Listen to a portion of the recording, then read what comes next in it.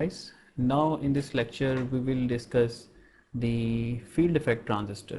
इससे पिछले लेक्चर में हमने BJTs को डिस्कस किया था डिटेल के अंदर, बाइपोलर जंक्शन ट्रांजिस्टर के उसके मॉडल्स को हमने डिस्कस किया था। ठीक है, अब इस लेक्चर के अंदर हम जो है फील्ड इफेक्ट ट्रांजिस्टर्स को एक बार डिस्कस कर लेंगे। अच्छा, जो फील्ड इफेक्ट ट्रांजिस्टर्स होते हैं ये यूनिपोलर होते हैं, यानी इनके अंदर जो है वो जंक्शन एक होता है। ठीक है, और इसमें जो है बाइपोलर की बजाय इसमें एक जंक्शन होता है, जैसे आपके सामने शो हो रहा है एन चैनल JFET। अच्छा, बीजेटी में क्या था, कलेक्टर, एमीटर और बेस जो थे वो इसके टर्मिनल्स थे, जबकि यहाँ पे इसके टर्मिनल्स हैं ड्रेन, गेट और सोर्स। ड्रेन, गेट और सोर्स। अच्छा, अब इसमें आप देखें कि इसको कैसे समझ सकते हैं हम इस। अच्छा, एक और चीज़ भी आपको बताना चाहूँगा मैं। जो हमने बीजेटी पढ़े थे ना वो थे नॉर्मली ओपन डिवाइसेस, यानी नॉर्मली ओपन एक टर्म होती है, नॉर्मली ओपन और नॉर्मली क्लोज। नॉर्मली ओपन का मतलब ये होता है कि एक चीज़ ओपन सर्किट है, यानी उसमें से करंट पास नहीं करेगा। और नॉर्मली क्लोज का मतलब ये है कि वो क्लोज्ड है, यानी एक स्विच है। मिसाल के तौर पे आपका जो घरों में स्विच होते हैं या आपके क्लासरूम के जो स्विच हैं वो नॉर्मली ओपन होते हैं, यानी आप उनको ओपन रखते हैं, आपकी लाइट्स बंद होती हैं। तो जब आप क्लास लेक्चर लेने आते हैं तो आप हाथ से प्रेस करके उसको क्लोज करते हैं और बाहर जाते वक्त उसको दोबारा ओपन कर देते हैं। तो नॉर्मली ओपन का एक इसको ये भी कहते हैं कि एक्टिवेटेड स्टेट, यानी एक नॉर्मल स्टेट से क्या मुराद है, डीएक्टिवेटेड स्टेट। और जैसे नॉर्मली ओपन है, नॉर्मली ओपन का मतलब ये होगा कि आपका जो स्विच होगा वो इन डीएक्टिवेटेड स्टेट वो ओपन होगा, और जब आप उसको एक्टिवेट कर देंगे, आप उसको एक्चुएट करेंगे तो वो क्लोज हो जाएगा। ठीक है, तो नॉर्मली ओपन, नॉर्मली क्लोज का एक कॉन्सेप्ट आपको क्लियर होना चाहिए। आगे जितने भी कंट्रोल सिस्टम है या आप फील्ड के अंदर जाते हैं तो आपसे ये आइडिया आपको लाजमी होना चाहिए कि नॉर्मली ओपन क्या चीज़ होती है और नॉर्मली क्लोज क्या चीज़ होती है। अच्छा, अब इसमें जो है ट्रांजिस्टर जो है, यहाँ इसको पढ़ते हैं। Transistor is a linear semiconductor device that controls the current with the application of lower powered electrical signal. ठीक है, अच्छा, अब इसमें बीजेटी में हमने देखा था कि जो आईबी करंट था उससे हम आईसी को कंट्रोल कर रहे थे, यानी IC is equal to beta IB. और उस आईसी करंट को निकालने के बाद हम वीसीई कैलकुलेट करते हैं, यानी कलेक्टर एमीटर जंक्शन वोल्टेज, जिससे हम ये देखते हैं कि हमारा जो ट्रांजिस्टर है वो किस मोड में चल रहा है, सैचुरेशन मोड में चल रहा है या एक एम्पलीफायर मोड में चल रहा है। एफईटी में थोड़ा सा डिफरेंट है, थोड़ा सा ना। एफईटी में क्या होगा कि अच्छा, अब बीजेटी चूंकि आईबी करंट पे डिपेंड कर रहा है, करंट उसे कहते हैं current control device. BJT is a current control device. उसके मुकाबले में जो आपका आईजीबीटी है वो है वोल्टेज कंट्रोल डिवाइस, यानी आपको जस्ट वोल्टेज अप्लाई करना होगा to control the output current. उस बीजेटी में आउटपुट करंट क्या था, आईसी कलेक्टर करंट, जबकि जो आपका एफईटी होगा इसमें जो करंट होगा इसको बोलते हैं आईडीएस, यानी ड्रेन टू सोर्स करंट। अच्छा, इसकी मैं आपको एक जल्दी से क्विक एग्जांपल दे देता हूँ। ये पाइप की मिसाल से आप इसको समझ सकते हैं। आप देखिए, ये जो पाइप है, जैसे ये पाइप है, इसको आप टूटी के साथ लगाते हैं यहाँ टैप के साथ, और टूटी खोल दे, पानी जाना शुरू कर, यानी शुरू में क्या होगा कि मैक्सिमम पानी जाएगा। ठीक है, इसको कहते हैं नॉर्मली क्लोज स्विच, यानी ये जो स्विच है ये नॉर्मली क्लोज है। आपने जैसे इसके साथ पावर सप्लाई लगाई या पानी की सप्लाई लगाई, सोर्स लगाया, इसने आगे आगे कंडक्ट करना शुरू कर दिया, तो ये नॉर्मली क्लोज होस। अगर आप इसको पिंच कर दें, जैसे यहाँ पे आप देखें इसको पिंच कर रहे हैं, पिंचिंग, आप इसको दबा रहे हैं, तो उससे क्या होगा कि ये फ्लो कम होना शुरू हो जाएगा आपका। और अगर आप इसको मुकम्मल इसका गला घूंट दें, इसको दबा दें, घुट दें इनू, तो फिर क्या होगा कि यहाँ पे पानी ही नहीं आएगा। तो यहाँ से आप इस स्विच को समझ सकते हैं कि जो JFET होता है ना वो नॉर्मली क्लोज स्विच होता है, जबकि बीजेटी नॉर्मली ओपन होता है। उसमें आप जब तक बेस करंट नहीं देते, सप्लाई नहीं लगाते, करंट फ्लो ही नहीं करता। ठीक है, तो ये एक बुनियादी इन दोनों के अंदर डिफरेंस है। तो अब ये देखें यहाँ पे कि ये आपकी चैनल है एन चैनल, और इसका जो घूंट रहा है, इसका गला जो घूंट रहा है, इस चैनल को जो स्क्वीज़ कर रहा है वो ये वाला गेट है। ठीक है, तो नॉर्मली क्या होता है कि ये चैनल ओपन होती है तो मैक्सिमम करंट नॉर्मल कंडीशन में फ्लो करता है। मैं अभी JFET की बात कर रहा हूँ, यानी गेट पे आपने कोई वोल्टेज अप्लाई नहीं किया होगा, तो क्या होगा कि मैक्सिमम करंट जो है वो इसमें से गुजरेगा। अगर आप गेट पे नेगेटिव वोल्टेज थोड़ा सा अप्लाई कर देंगे तो ये पिंच हो जाएगी, और नेगेटिव अप्लाई करेंगे ये चैनल और पिंच होगी। और यहाँ तक कि एक ख़ास वैल्यू है जिसको कहते हैं वी थ्रेशोल्ड। अगर आप वी थ्रेशोल्ड तक नेगेटिव वोल्टेज इस पे दे देंगे तो ये टोटली इसका गला घुट जाएगा, यानी करंट फ्लो करना बिल्कुल ही बंद हो जाएगा। तो ये सिंपल सा इसका कॉन्सेप्ट है कि ये एक यूनी जंक्शन ट्रांजिस्टर है, इसमें सिर्फ एक जंक्शन होता है और वो जंक्शन बेसिकली क्या होता है कि विड्थ को कंट्रोल कर रहा होती है, आपकी मेन चैनल की विड्थ को वो कंट्रोल कर रही होती है। अच्छा, और ये आपका जनाब पी चैनल है। अच्छा, अगेन नेड़े और परे वाला सिग्नल इसमें भी, अब ये नेड़े है तो ये एन चैनल है और ये आप सिंबल देखें परे है, ठीक है, तो ये पी चैनल है। तो ये आप सिंबल अब कभी भी गलत ना बनाइएगा, ये एक टोटका इसका बड़ा इंपॉर्टेंट है कि नेड़े और परे से जो आप किसकी सिंबल है क्वेश्चंस के अंदर, आप सिंबल इसकी सही ड्रा कीजिएगा। अच्छा, फिर इसके बाद जो है यहाँ पे थोड़ा सा इसी बात को एक्सप्लेन कर रहे हैं कि when no voltage is applied between the gate and source the channel is wide open path for the electrons to flow. अब यहाँ पे इलेक्ट्रॉन क्या है, पानी है, जैसे पानी का होज है। तो देखें आप देखेंगे कि कॉमन जो नेचर के कानून होते हैं ना वो एक ही तरह के हैं। इलेक्ट्रिसिटी में क्या होता है कि हम वोल्टेज डिफरेंस कहते हैं और करंट की बात करते हैं और कंडक्टर की बात करते हैं।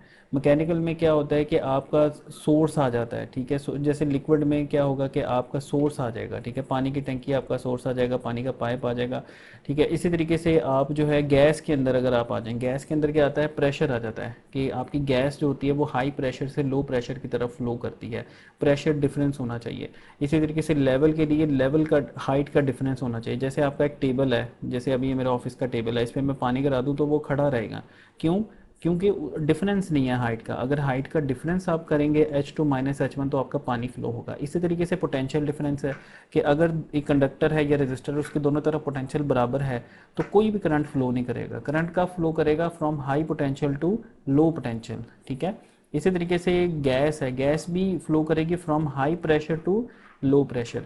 इसी तरीके से टेम्परेचर है, हीट है, हीट भी हाई टेम्परेचर से लो टेम्परेचर को फ्लो करेगी। मिसाल के तौर पे आपके अपने कमरे में एसी चलाया हुआ है और बाहर गर्मी है, आप दरवाज़ा खोल दें, ठीक है, तो आइसोथर्मल प्रोसेस एक्टिवेट होगा और हीट आपकी हाई टेम्परेचर से बाहर से आपके कमरे में एंटर होगी, यहाँ तक कि दोनों बाहर का और अंदर का टेम्परेचर इक्वल हो जाएगा।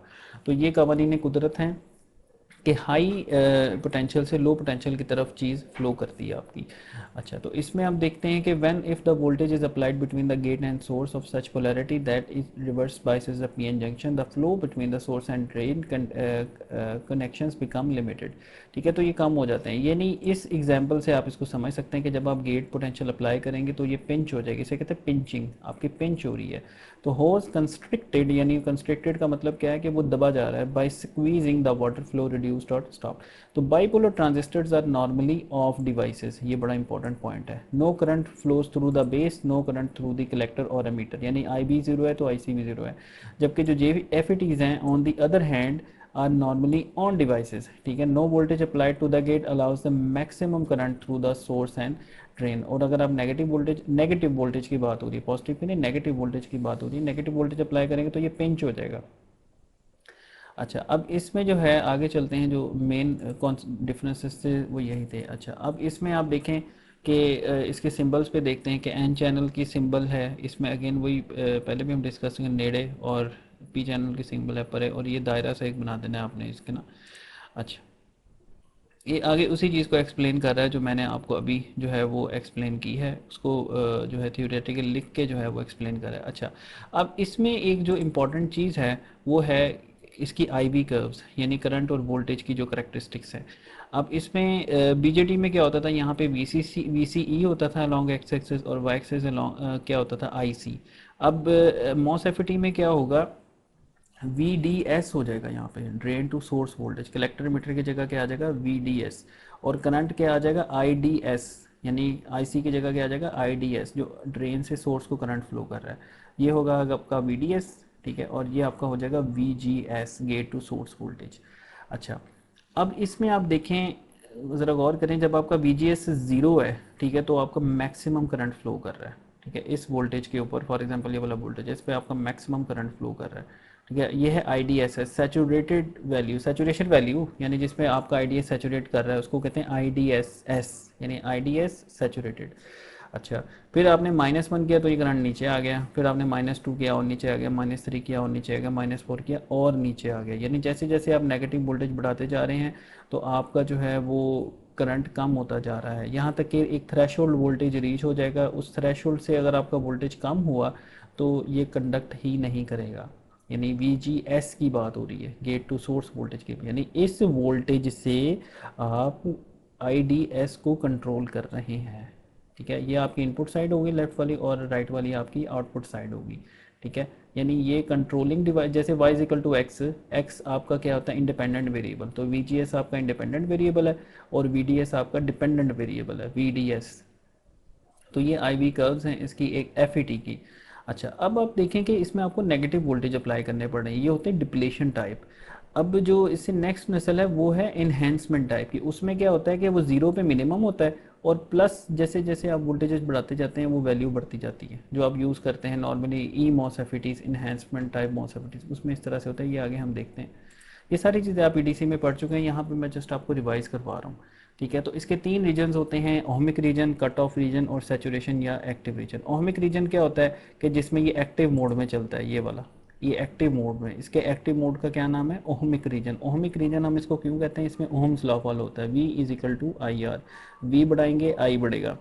यहाँ पे ओहम लॉ नहीं लगता क्योंकि ये करंट सैचुरेट हो गया आपका, यहाँ पे सैचुरेट, यहाँ पे ओहम लॉ लगता है। देखिए ये स्ट्रेट लाइन है, तो V ओवर I, तो I over V is equal to 1 over R। तो कट ऑफ रीजन कौन सा रीजन होता है कि जहाँ पे ट्रांजिस्टर आपका कट ऑफ होता है, आपका करंट नहीं फ्लो होता। नीचे वाला कट ऑफ रीजन है, ये ओमिक रीजन है, और ये सैचुरेशन रीजन है। ये जो ऊपर वाला है ये आपका सैचुरेशन रीजन कहलाएगा। ये हमने BJT में भी देखा था। तो सैचुरेशन रीजन क्या होगा कि XGFET becomes a good conductance controlled by the gate to source voltage while the drain to source voltage has little or no effect. ये क्या बात कर रहा है, ये बात कर रहा है कि देखें VDS जो वोल्टेज होता है ना, उससे जो है इस करंट ये चूंकि सैचुरेट हो गया ना, आप देखें ये वाला जो करंट है ये आपका सैचुरेट हो गया, तो इसलिए जो है इसको सैचुरेशन रीजन हम बोलेंगे। अच्छा, इसकी और अच्छी एग्जांपल क्या हो सकती है, आप ये देखें इसकी एग्जांपल कि ये आपका एक एन चैनल मॉस FET लगा हुआ है। ठीक है, एन चैनल FET हम कहेंगे, मॉस FET नहीं, अभी हम कहेंगे इसको FET कहेंगे। तो ये VDS है और ये करंट ये नॉर्मली, अब देखें नॉर्मली क्लोज है, मैक्सिमम करंट फ्लो कर रहा है। ठीक है, और मैक्सिमम करंट फ्लो कर रहा है इस कंडीशन में, और उसमें क्या होगा कि VDS और IDS के दरमियान एक लीनियर रिलेशनशिप है, इसको कहते हैं रेजिस्टर। यानी ये रेजिस्टेंस यही होती है ना, V इक्वल टू IR। ठीक है, तो ये रेजिस्टेंस की होती है करेक्टरिस्टिक कर्व, आपको पता है। इसकी स्लोप लें तो वो 1 ओवर R आती है, ये आपने पहले पढ़ा हुआ है, इवन ये FSC में भी पढ़ाते हैं। अच्छा, उसके बाद अब इधर आ जाएं। अब जैसे जैसे आप इसको नेगेटिव वोल्टेज देते जाएंगे, आपका जो होगा करंट वो कम होता जाएगा। ये देखें, आपने का VGS 0 था तो आपका मैक्सिमम करंट था, VGS माइनस 0.5 हो गया, करंट कम हो गया, VGS माइनस 1 हो गया, करंट और कम हो गया, VGS माइनस 1.5 हो गया और करंट कम हो गया। ठीक है, तो अगर आपका आपका जो है VGS, अगर VGS ऑफ से भी कम हो जाए, जैसे मिसाल के तौर पर इसमें हम ज्यूम करते हैं -1.5 इसका V थ्रेशोल्ड है, तो अगर इससे कम करेंगे तो आपका ये मॉसफेटी बंद हो जाएगा। ठीक है, तो उस सूरत में क्या हो जाएगा, IDS 0 हो जाएगा। इसको हम क्या कहेंगे, कट ऑफ। इस कंडीशन में क्या होगा, ये देखें, यानी आपने इतना नेगेटिव वोल्टेज बढ़ा दिया कि ये जो डिप्लेशन लेयर है, देखें ना, P और N की जो डिप्लेशन लेयर है, ये रिवर्स बाइस हो रही है ना नेगेटिव वोल्टेज से, तो ये इतनी इतनी ज़्यादा फैल जाएगी कि करंट को रास्ता ही नहीं मिलेगा। यूँ समझने कि गली बंद हो जाएगी। ये आपकी गली है, एक स्ट्रीट है जिसमें से ट्रैफिक फ्लो कर रही है, आप नेगेटिव वोल्टेज अप्लाई करते हैं तो वो ट्रैफिक श्रिंक हो जाती है, यानी गली आपकी श्रिंक हो जाती है। यहाँ पे यूँ समझ लें कि जैसे ये कराची है, कराची में पानी आया हुआ है और ये अब पानी इतना आ गया कि अब यहाँ से यहाँ जा ही नहीं सकते, एग्जाम्पल है। यानी हाँ, तो आपने इतना नेगेटिव वोल्टेज अप्लाई कर दिया है कि अब करंट को रास्ता ही नहीं जो है वो आगे मिल पा रहा। तो ये आपका जो ये है FET, ये आपका बिल्कुल क्या हो गया, बंद हो गया, पिंच ऑफ हो गया। इसको कहते हैं पिंच ऑफ, इसका पिंच ऑफ नाम भी है। तो ये बेसिकली BJT और FET में ये फ़र्क होता है। FET इस तरह से चलता है जैसे मैंने अभी आपको बताया, और BJT हम पिछले लेक्चर में डिस्कस कर चुके हैं। तो पिंच ऑफ वोल्टेज क्या होगा, VGS ऑफ, यानी वो वोल्टेज इसको VTH भी बोलते हैं, V थ्रेशोल्ड, कि अगर इससे अगर आपका कम है वोल्टेज VGS, तो आपका जो मॉस FET होगा, सॉरी FET, वो चलेगा ही नहीं, कट ऑफ ट्रांजिस्टर, यानी ये ट्रांजिस्टर आपका कट ऑफ होगा। फिर ट्रांजिस्टर कब चलेगा, जब आपका VGS होगा ग्रेटर देन VGS ऑफ, जब इससे ऊपर होगा फिर आपका ये चलना शुरू हो जाएगा। अब चलने के बाद दो मोड होते हैं, एक ओहमिक मोड होगा और एक सैचुरेशन मोड होगा। ओहमिक मोड में कब चलेगा, अब वो देखते हैं कि ओहमिक में कब चलेगा। देखें, VGS माइनस VGS ऑफ, इसको क्या बोलते हैं, इसको ओवर ड्राइव वोल्टेज बोलते हैं, VOV। अच्छा, अब अगर आपका VDS VOV से कम है तो फिर आपका ये एक ट्रायोड मोड में चलेगा। किस मोड में चलेगा, ओहमिक मोड में या ट्रायोड मोड में चलेगा। अगर आपका VDS, यानी जो आप ये वाला जो वोल्टेज है, अगर वो VGS minus VGS minus V threshold से कम है ये, तो ये ओहमिक मोड में चलेगा। अगर ये जो VDS है इस V ओवर ड्राइव से ज़्यादा है तो ये सैचुरेट हो जाएगा। ठीक है, ये बता रहा है कि VOV is equal to VGS minus VGS off, if VDS is less than VOV then it is a variable resistor, this device is in triode mode. और इसमें क्या होगा कि ये देखें ट्रायोड मोड है सारा, VDS is less than VOV that is VGS minus VGS of. ठीक है, तो ये very simple, it's not a big deal. अच्छा, अब इसमें आ जाएं कि इस यहाँ भी ये सैचुरेशन मोड है, क्योंकि इसमें क्या है कि आपका जो VDS है वो ग्रेटर देन है आपके VOV से। VOV क्या होगा, VGS माइनस V थ्रेशोल्ड। तो ये जनाब आपका ट्रायोड मोड बन जाएगा, और यहाँ पे सैचुरेशन आ जाएगी, और यहाँ पे ट्रायोड मोड आ जाएगा। और ये IDSS है, IDSS mean saturated value of the IDS at particular VGS। ठीक है, इसका IDS ये है, इस VGS का IDS ये है। ठीक है, ये डेटा शीट है, ये आपको गिवन होती है जो भी आपने स्विच यूज़ करना होता है।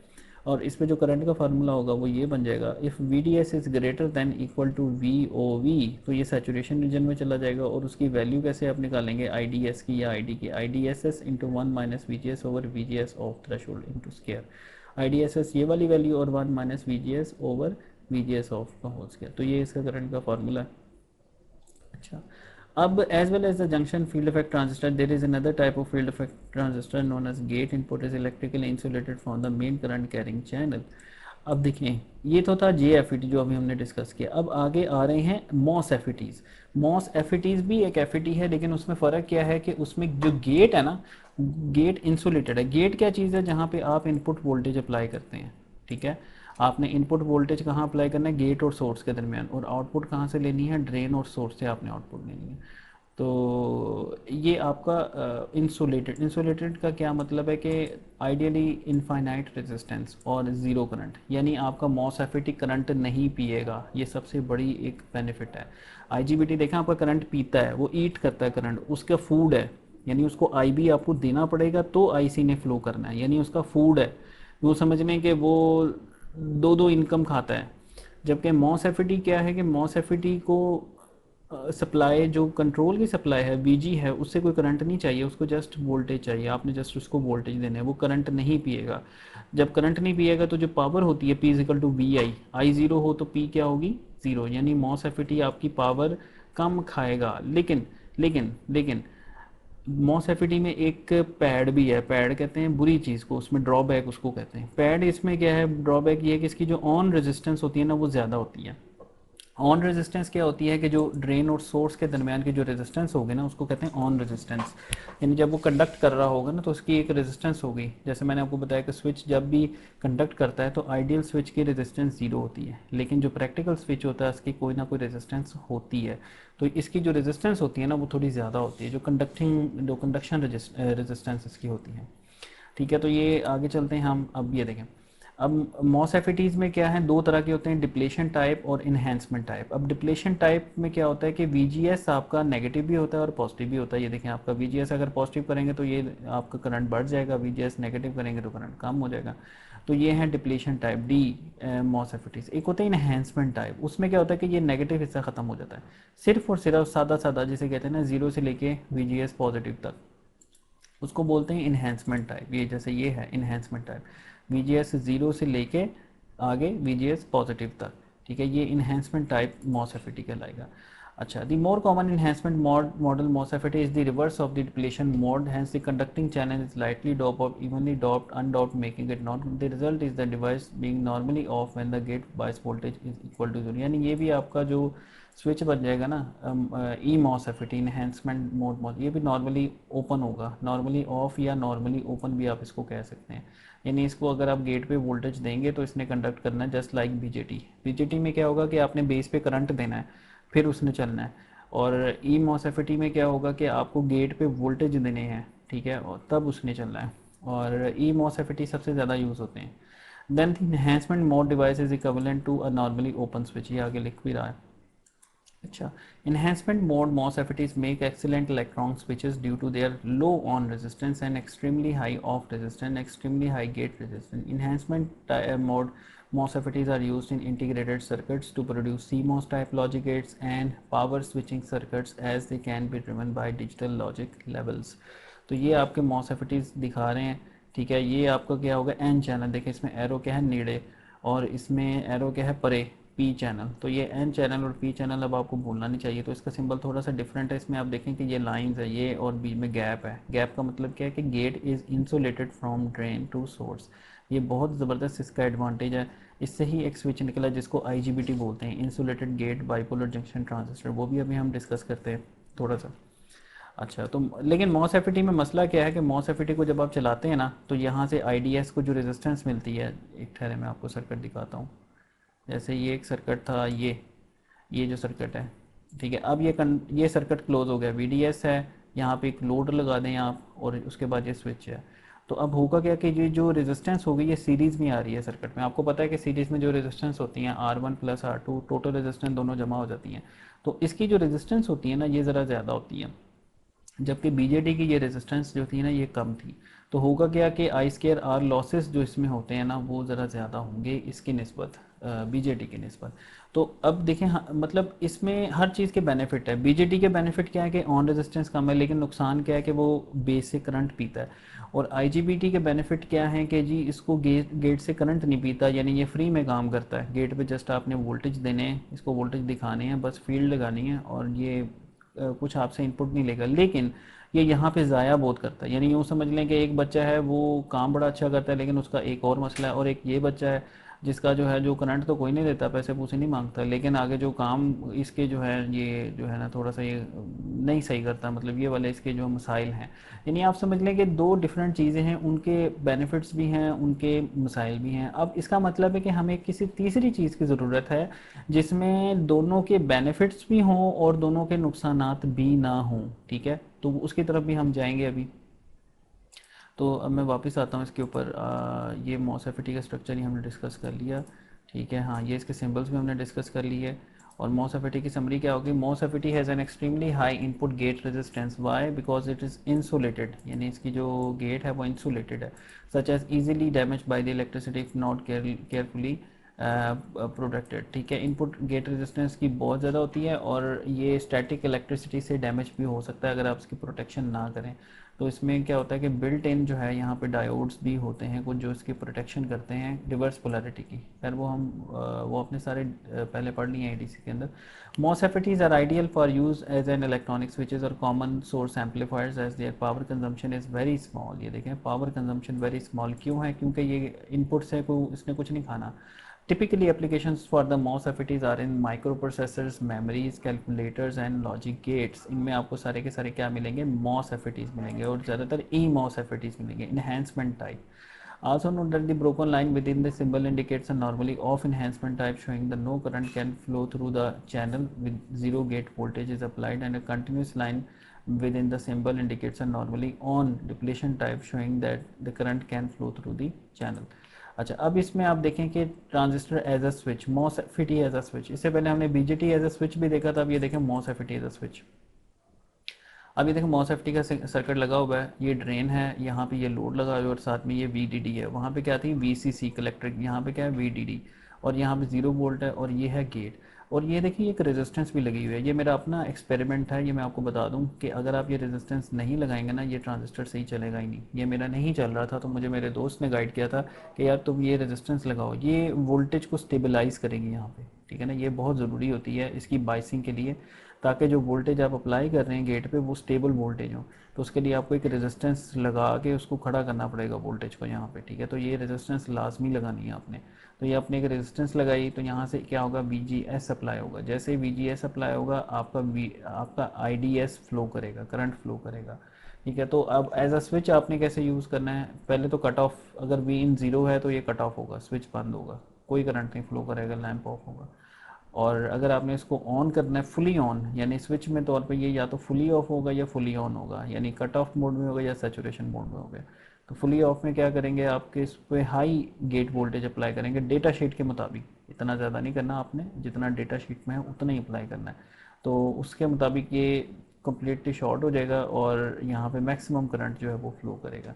अब अगेन आप ये देखें एक डायोड लगा हुआ है जो कि उल्टा करके लगा है, इसको बोलते हैं फ्री व्हीलिंग डायोड। ये लाजमी लगाने होते हैं। मैंने भी जो अपना सर्किट एक डिज़ाइन किया था, मैं आपके साथ क्लास में भी डिस्कस करूँगा, ये मैंने लाजमी लगाए थे। और ये प्रोटेक्शन है, किसकी प्रोटेक्शन है? इस स्विच की हिफाजत है ये, ताकि आप जब ताकि जब इसमें स्विचिंग होती है ना, तो इसके क्रॉस जो स्विच होता है ना, इसके क्रॉस डबल वोल्टेज डेवलप होते हैं, supply voltage plus inductor voltage, वो दोनों जमा हो जाते हैं। तो ये हाई वोल्टेज की वजह से आपका स्विच डैमेज हो सकता है। यानी ये स्विच पे नॉर्मली 5 वोल्ट मैक्सिमम ये बर्दाश्त कर सकता है, लेकिन ये 5 वोल्ट इसके जमा 5 वोल्ट आप लगा लें, इसके 10 वोल्ट अगर इस पर आ जाएंगे तो ये ख़राब हो जाएगा, डैमेज हो जाएगा, शॉर्ट हो जाएगा। ये ऐसे ही है जैसे वज़न है, किसी चीज़ के ऊपर आप कितना वज़न रख सकते हैं, तो इस पर 5 वोल्ट का वज़न आ सकता है।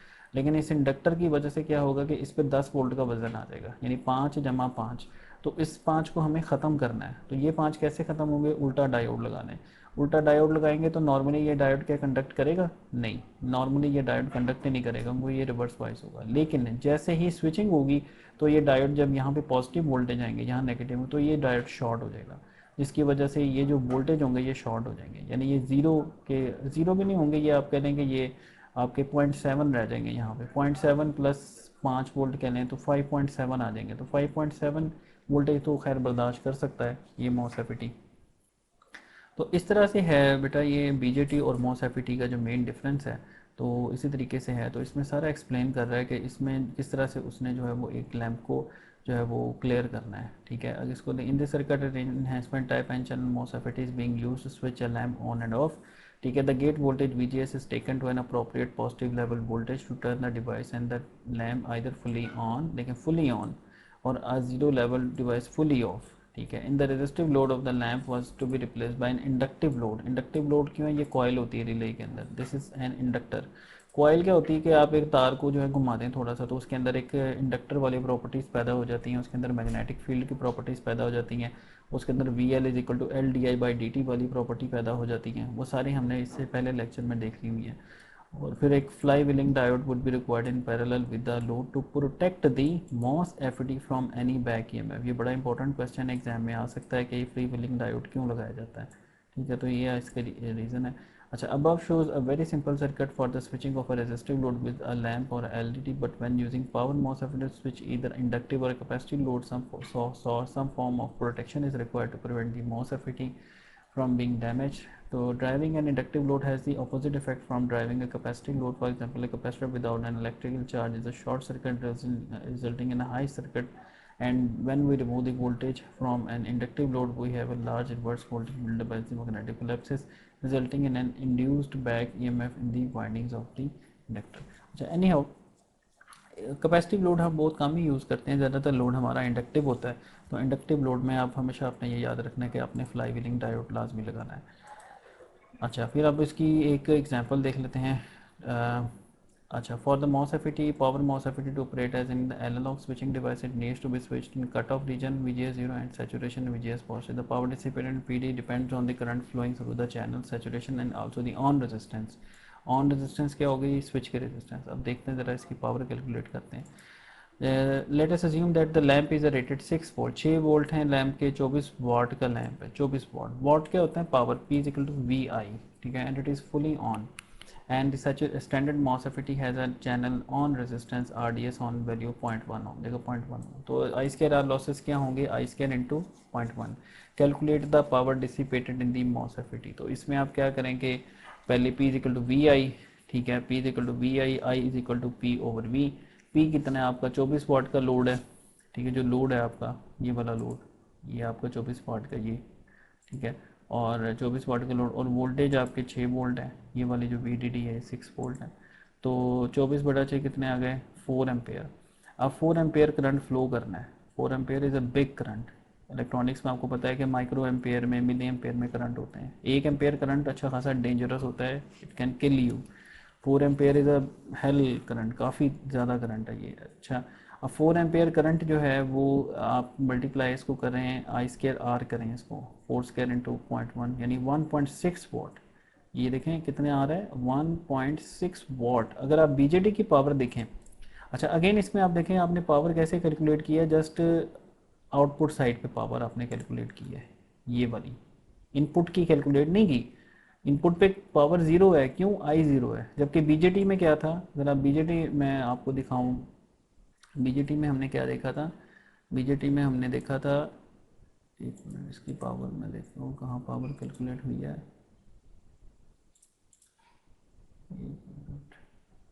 बीजेटी में हमने देखा था हमारी पावर जो थी, हाँ ये रही। बीजेटी में देखें हमने जब पावर कैलकुलेट की थी तो हमने प्लस किया था आउटपुट साइड की पावर, ये देखें 1.413 इंटू 9.175 वी आई करके वी आई, और इनपुट साइड की पावर, ठीक है, 28.25 इंटू 0.7, उनको जमा किया तब भी ये 13 मिली वॉट थी। क्योंकि ये बहुत कम है, माइक्रो वाली तो बहुत नेग्लिजिबल है, ये वाली पावर ही होती है जो असल पावर होती है। 13 मिली वॉट, 13 मिली वॉट यानी 0.013 वॉट। जबकि यहाँ पे कितनी है भाई, यहाँ पे ये है, अगर हम यहाँ देखें तो यहाँ पे तो ये अच्छी खासी है 1.6 वॉट। इसका मतलब है कि हमें बेनिफिट तो हो रहा है कि वो वोल्टेज से कंट्रोल हो रहा है सर्किट, लेकिन हमें नुकसान क्या हो रहा है कि वो वोल्टेज सिक्स स्टिल बहुत हाई वॉट जो है वो खा रहा है। फिर अब इसका हल क्या है? अच्छा, अब पहले इसका जल्दी से कंपैरिजन देख लेते हैं कि बीजेटीज़ और एफईटीज़ का कंपैरिजन क्या है। ये सारी पॉइंट हम डिटेल में डिस्कस कर चुके हैं। तो एक चार्ट है इसका कि BJTs are current control devices, they require a biasing current of the biasing terminal of operation, जबकि FETs are voltage control devices, they only require the voltage applied to the gate to turn the FET either on और off, ठीक है। अच्छा, input impedance बीजेटीज़ की थोड़ी कम होती है, एफईटीज़ की इनपुट इम्पिडेंस बहुत हाई होती है because of the insulation. Gain क्या होती है? BJTs offer greater gain at the output for than the FETs, जबकि जो एफईटीज हैं उनकी जो गेन है बीजेटीज से कम होती है। Size, BJTs are larger in size and therefore take up more physical size, FETs can be manufactured smaller than BJTs, इनका साइज कम होता है। पॉपुलैरिटी, बीजेटीज इतने पॉपुलर नहीं होते, जबकि लेस वाइडली यूज, जबकि एफईटीज ज़्यादा पॉपुलर है। मैंने भी एफ जो एक यूपीएस मैंने बनाया था, S M P S, switch mode power supply वाला यूपीएस, जो कि आज होमेज के नाम से बिकता है। तो ये हमने उस वक्त एक प्रोजेक्ट किया था, तो यूनिवर्सिटी में मैंने भी यही यूज़ किया था, मॉस एफ ये वाले। अच्छा, एनी हाउ, कॉस्ट क्या है? BJTs are cheaper to manufacture, F जो हैं especially MOS F are more expensive to manufacture, ये ज़रा इनकी कॉस्ट ज़रा ज़्यादा होती है। अच्छा, अब देखें ये है IGBT, इसे कहते हैं इंसुलेटेड गेट बाइपोलर ट्रांजिस्टर। अब इसमें देखो उसने दो चीज़ों को कंबाइन कर दिया। ये ऐसी है जैसे आपने जुरासिक वर्ल्ड एक मूवी थी वो देखी होगी। जुरासिक वर्ल्ड में क्या करते हैं कि एक होता है टीरेक्स, टायरानोसोरस रेक्स, और एक है रैप्टर, ठीक है। टायरानोसोरस रेक्स का क्या होता है कि साइज़ बहुत हाई होता है, लेकिन वो थोड़ा सा डम्ब होता है। जबकि जो रैप्टर है वो चालाक जो है एक डायनासोर है। तो उन्होंने क्या किया कि जुरासिक वर्ल्ड में जो आइडिया दिया, उन्होंने हाइब्रिड बनाया। हाइब्रिड, हाइब्रिड समझते हैं ना आप? Hybrid is a combination of two things. तो उसमें उन्होंने आई रेक्स बना दिए, इंडोमिनस रेक्स। उसमें उसने टायरानोसोरस टी रेक्स का भी डीएनए यूज़ किया और उन्होंने रैप्टर का डीएनए भी यूज़ किया। तो उससे क्या हो कि आई रेक्स बन गया। आई रेक्स का क्या था कि साइज़ भी बहुत बड़ा था टी रेक्स जितना, और उसकी इंटेलिजेंस भी जो है वो रैप्टर जैसी इंटेलिजेंस थी, यानी एक मॉन्स्टर बन गया। यानी आप उसको मॉन्स्टर कह सकते हैं। मॉन्स्टर बन गया और फिर बाद में उनसे कंट्रोल नहीं हुआ। तो मॉन्स्टर बन के फिर बाद में उनसे कंट्रोल नहीं हुआ और उसने पूरा का पूरा प्लेनेट जो है वो तबाह कर दिया था। तो मूवी का यही थीम था। तो खैर ये मॉन्स्टर नहीं है, आप मॉन्स्टर इसको कह सकते हैं कि IGBT इज़ ए मॉन्स्टर। इसमें क्या है कि आप देखें कि एक गेट है, और यानी इसमें आपका बेस करंट ख़त्म हो गया। अच्छा, और आउटपुट साइड पे क्या है? कलेक्टर और एमीटर है, ड्रेन और सोर्स नहीं है, क्योंकि उसका जो ड्रॉबैक था वो ड्रेन और सोर्स का था। तो यहाँ पे क्या है? कलेक्टर और एमीटर आ गया।